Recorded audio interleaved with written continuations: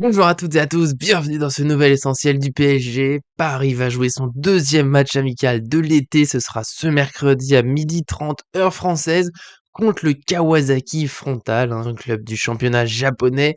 On va donc faire un point sur ce qu'on peut espérer de cette rencontre, avec notamment une possible composition et peut-être quelques autres points. Et pour ça, je suis avec l'inépuisable Arthur. Est-ce que tu es toujours à semi-heureux de retrouver les matchs?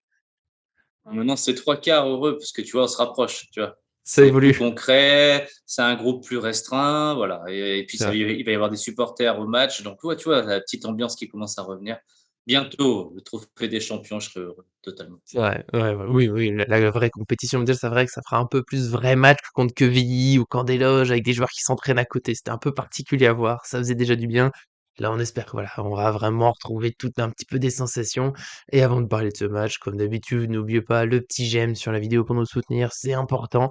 Et puis abonnez-vous en activant la cloche pour être sûr de ne rien manquer de l'actualité du PSG. C'est parti pour cette rencontre amicale avec d'abord voilà, les points qu'on va attendre, les éléments qu'on va observer particulièrement, qu'on va espérer. Donc tout simplement, Arthur, qu'est-ce que tu veux voir sur ce deuxième match amical du PSG?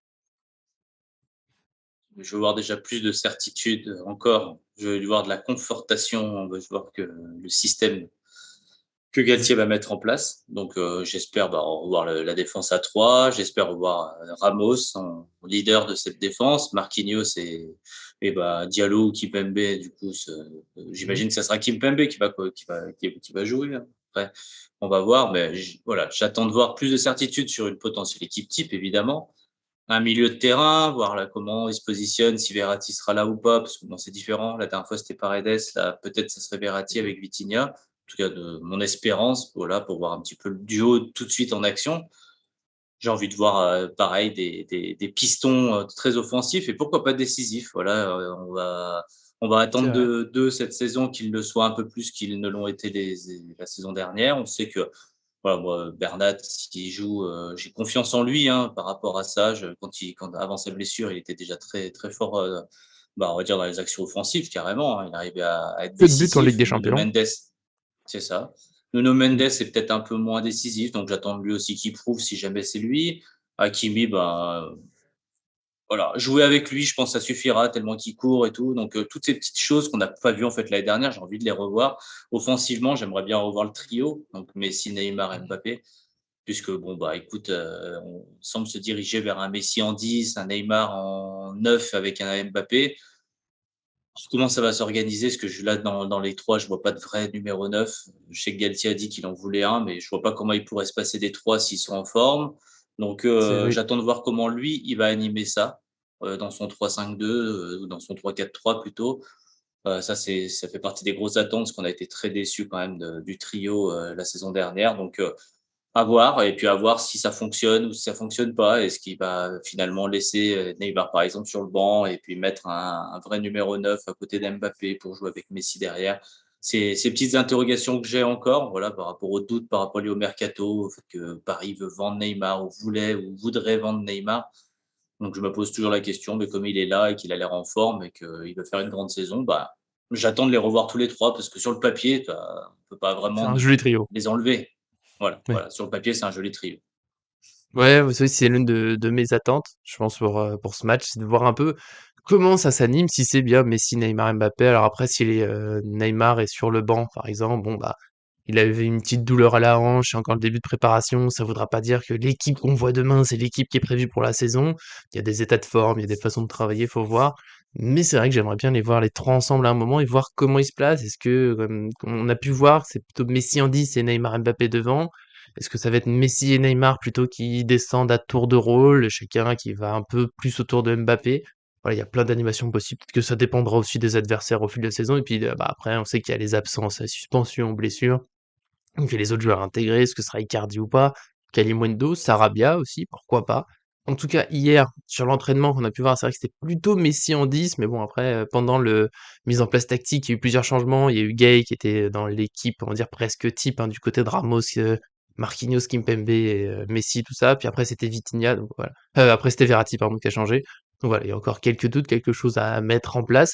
J'ai noté quand même cette mise en place, enfin là pour la compo, que c'était plutôt Marquinhos dans l'axe, Ramos à droite, ça on reviendra après sur l'équipe. En tout cas, défense à 3, ça clairement, il l'a mis en place, il en a parlé plusieurs fois. Je pense que c'est l'idée première, avec peut-être un système, on va dire, bis pour changer, pour s'adapter. Ce sera peut-être le 4-3-30, que c'est celui qu'on a vu vendredi. Et le pressing. Moi, c'est ce que je veux revoir, c'est ce que ça se confirme. Oui, on veut faire du pressing, même les matchs amicaux, on y va tous ensemble. Ça a l'air quand même d'être ça. Après, on le redit, ça reste un match amical, mais je mets quand même, voilà, un peu plus d'attention sur celui-là, parce que Quevilly, bon, c'était la Ligue 2, c'était au camp des loges, c'était, voilà. C'était une petite mise en route, on va dire. Là, c'est quand même un peu plus un vrai match. On l'a dit dans un stade. Et puis en face, quand même, je le dis pour ceux qui connaissent pas, c'est quand même le troisième du championnat japonais. Alors certes, on le connaît pas tous, mais championne troisième, c'est quand même pas rien. Ils sont toujours en course pour le titre. Ils ont gagné le championnat plusieurs fois ces dernières années. C'est voilà, une plutôt belle équipe. Tout le monde dit du bien de leur entraîneur hein, dans ce que j'ai vu. Une équipe qui aime le pressing, qui aime faire mal avec le ballon. Donc je me dis que c'est un bon test pour le PSG déjà, même si c'est que le deuxième match. Et on le redit, moi dans mes attentes, j'attends pas une victoire 5-0, j'attends des idées, du jeu, de l'envie. Après, le résultat, bon, bah, c'est plus un détail, même si une victoire, ça fait du bien. Mais voilà, moi, pour moi, c'est une opposition intéressante, donc j'attends de voir au moins où on va, un petit peu, que ça se dessine. Et pour ma part, on peut passer à l'équipe parisienne, sauf si tu veux répondre à tout ça, évidemment. Moi, je réponds vite fait, oui, je suis totalement d'accord avec toi. Il faut pas non plus qu'on commence à attendre tout de suite les gros scores, le côté parfait de ce qu'on attend du PSG dans les animations. Il va y avoir des choses qui vont aller, des choses qui vont moins aller, mais c'est vrai que c'est ce qu'on attend avant tout, c'est l'envie générale, des joueurs parce qu'en fait, c'est ce qui nous a trop manqué et puis du coup, dans l'envie, il y a le pressing, hein, puisque ça a l'air d'être un des fondamentaux de Galtier dans son jeu, donc évidemment, envie et pressing, les 2 points, que j'ai vraiment envie de Du retrouver mouvement. sur le match. Quitte à perdre, il faut qu'il montre des choses. Oui et l'envie moi, c'est aussi mouvement, parce qu'il y a eu trop de phases la saison dernière où voilà, un joueur avait la balle, il se passait rien. Quitte à ce qu'il y ait des ratés, là, on est encore dans une phase, voilà, on travaille, c'est pas grave, ils se sont mal compris. Je m'en fiche, presque. Je veux l'envie de jouer. Voilà, moi, ce sera mon point principal pour l'attente. Et maintenant, on passe à l'équipe parisienne, plus ou moins possible. Et donc, cette équipe parisienne qu'on a déjà un peu évoquée dans nos attentes, forcément, parce qu'il y a des joueurs qu'on a envie de voir, un système qu'on a envie de voir. Voilà, j'ai essayé encore une fois de faire une sélection. La dernière fois, je m'étais lancé trop vite sur la possible équipe type. Il y a des joueurs qui avaient repris l'entraînement trop tard, mais là, je pense que globalement, tout le monde est prêt pour démarrer. Au moins, après, ce sera sans doute pour jouer qu'une mi-temps, pour faire tourner. Donc, je suis resté sur le 3-5-2, 3-4-3. Là, c'est plutôt 3-5-2 avec Donnarumma dans les buts, parce qu'il a commencé le premier match et que, bah, pour l'instant, on va dire que c'est lui le titulaire.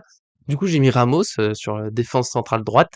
Marquinhos dans l'axe et Kimpembe à gauche, et simplement parce que sur la séance d'entraînement, j'ai vu plutôt Marquinhos dans l'axe et Ramos à droite, même si nous on avait inversé, mais ça peut être ça l'idée. Ramos est arrière droit, Marquinhos peut être plus monté au milieu, je sais pas. En tout cas, c'est ce qu'on a vu.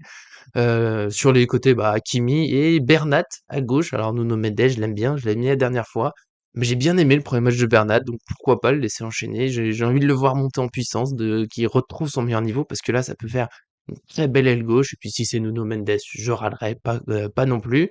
Au milieu, Vitinha Verratti, parce que c'est les deux joueurs que j'ai envie de voir ensemble, dans le pressing, dans le jeu, dans ce qu'ils peuvent faire avec les trois de devant, hein, Messi, Neymar, Mbappé. Et du coup, Messi plutôt en 10 parce que c'est là aussi, c'est ce qu'on a vu en l'entraînement. Donc voilà, c'est ça que je m'attends à voir, que j'ai envie de voir aussi. C'est un mélange des deux. Qu'est-ce que t'en penses, Arthur? Écoute, ouais, je pense que là, il est temps de peut-être mettre l'équipe type. Ils ont l'air d'être en forme, enfin l'équipe type du moment, hein, c'est-à-dire avec les joueurs qu'on imagine. Alors après, il y a toujours un questionnement vis-à-vis de Kimpembe, Diallo, mais j'ai l'impression que Galtier aime beaucoup Kimpembe, donc il y a pas beaucoup de doute à ce sujet. Après, Oui. c'est vrai qu'à l'entraînement hier, Ramos a joué plutôt axe droit. Je peux le comprendre, hein, je pense que de toute façon, ils sont interchangeables, c'est l'intelligence de ces grands joueurs, Mmh. mais je trouve quand même que celui qui joue «libéraux» entre guillemets, donc celui qui joue dans l'axe, je trouve que, bah, c'est celui qui sécurise un petit peu mieux, celui qui fait monter un petit peu le bloc et je trouve que Ramos est meilleur dans ce rôle-là, donc Marquinhos, je le trouve meilleur du coup axe droit parce que je pense que, au niveau pressing, au niveau d'aller à l'impact, c'est Mmh. un peu mieux au niveau positionnement. Mais bon, après Galtier fait ses choix en fonction de ses observations, donc ça me va aussi. Niveau, côté gauche, bah, Bernat, je suis totalement d'accord avec toi. Je l'ai dit déjà la dernière fois. Pareil que toi, j'adore Nuno Mendes, hein, pas de souci, il va grandir et il sera peut-être titulaire dans la saison, mais un niveau égal, voilà. Bernat, c'est un joueur expérimenté qui fait des grosses différences offensivement. Défensivement, il est pas plus catastrophique que Nuno Mendes, hein. C'est des joueurs, assez offensifs donc j'attends beaucoup du retour de Bernat, hein. Ça fait 2 ans et demi qu'on attend, Ouais, ouais, mais c'était pour long. moi, ça reste un grand joueur et ça reste un de mes coups de cœur avant blessure, bien évidemment. Donc, de le revoir revenir, je pense que le PSG peut compter sur lui et je pense qu'il a dû taper dans l'œil de Galtier parce que c'est quand même un joueur très sérieux. Au milieu de terrain, pas mieux que toi, hein, Vitinha Verratti, je veux voir. Alors, je sais pas si ça sera ça, mais en tout cas, dans mon espérance, évidemment, je veux voir ça. Un super binôme. Et offensivement, je mise sur l'intelligence des trois avec des règles quand même, des consignes quand même Oui. précises un petit peu. Les 3 au Mbappé, même fait, endroit. voilà, c'est ça, pas au même endroit avec beaucoup de mouvements. Je vois pas Neymar rester en 9, je vois pas Messi rester en 10. Même Ils vont Mbappé, forcément beaucoup.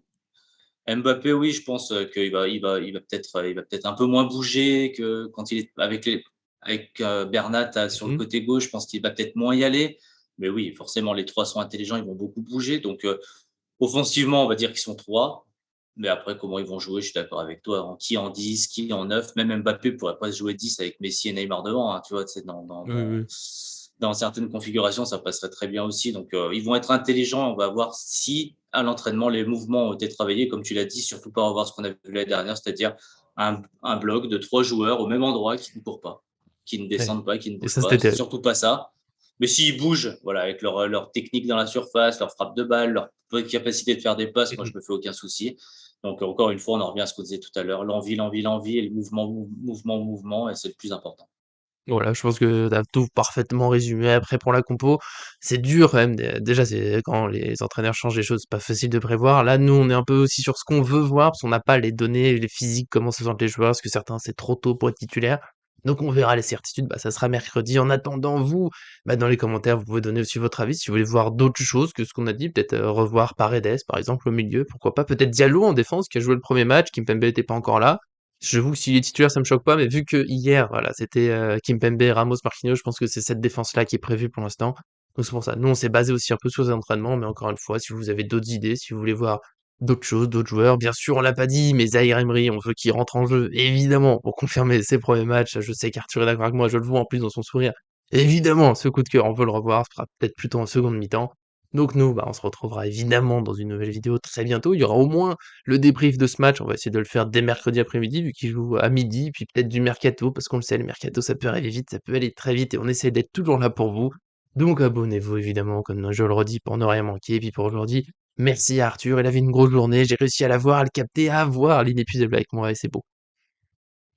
Oui, merci à toi. Et puis bon, attends, c'est quand même le deuxième match et devant du public, Ouais. ça se rapproche là. Hein. Donc on est quand même le 19, hein, c'est bientôt les matchs officiels. Donc bien content de pouvoir reparler de matchs de football.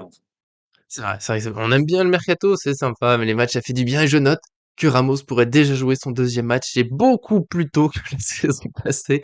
Donc ça fait aussi plaisir. On espère qu'il pourra enchaîner la saison passée pour trouver son deuxième match. On est peut-être déjà en décembre ou en janvier, mais bon, on va pas l'embêter. On se concentre sur le fait qu'il est là. Ça fait plaisir. On espère que tout se passera bien. Et puis bien sûr, merci à tous de nous suivre et à très bientôt sur cette chaîne.